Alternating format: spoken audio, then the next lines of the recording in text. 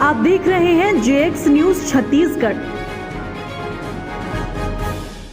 नई नवेली sub inspector श्रद्धा ने लिया बड़े भैया विवेक के शादी का जिम्मा।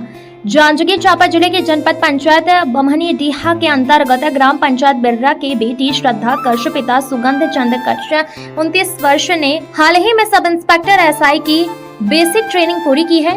सुगंध चंद्र कर्ष के एक बड़ा बेटा और 2 बेटी है। इनके संतान में सबसे बड़े विवेक है, इसके बाद एक और बेटी है जिसका विवाह हो चुका है और सबसे छोटी श्रद्धा है जो तीनों भाई बहन में सबसे छोटी है। श्रद्धा के बड़े भैया विवेक कुमार कर्ष ने 17 साल की उम्र से मजदूरी कर बहन को पढ़ाया और यहाँ तक पहुँचाया। विवेक ने खुद के सपने और अपनी शादी तक कुर्बान कर दी। परिस्थितियों कुछ वर्षों पहले इतनी खराब और कुछ ज्यादा दयनीय स्थिति थी। विवेक की शादी के लिए लड़की नहीं मिल रही थी क्योंकि मिट्टी का घर बरसात में धराशायी हो जाने के कारण सुगंध चंद्र कर्ष ने किराए के अनिल सोनी के मकान में रह रहे हैं। विवेक के पास खुद का घर नहीं होने के कारण उनका विवाह आज तक नहीं हो सका है।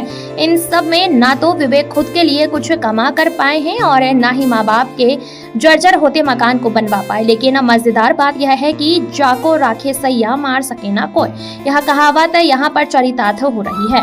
लिहाजा गरीब परिवार का मिट्टी का मकान सन 2019 की बरसात में धराशायी होकर भरा कर गिर गया और किसी तरह परिवार सुरक्षित बच गई, कोई जनहानि नहीं हुई। 1 साल पहले जब बहन SI बन गई तो उसने सबसे पहले अपने लिए नहीं सोचा। श्रद्धा कर्ष ने अपने वेतन से पक्का घर बनवा रही हैं ताकि अपने 36 साल के बड़े भैया विवेक का घर बसा सके और उनकी शादी की जिम्मेदारी उठा सके।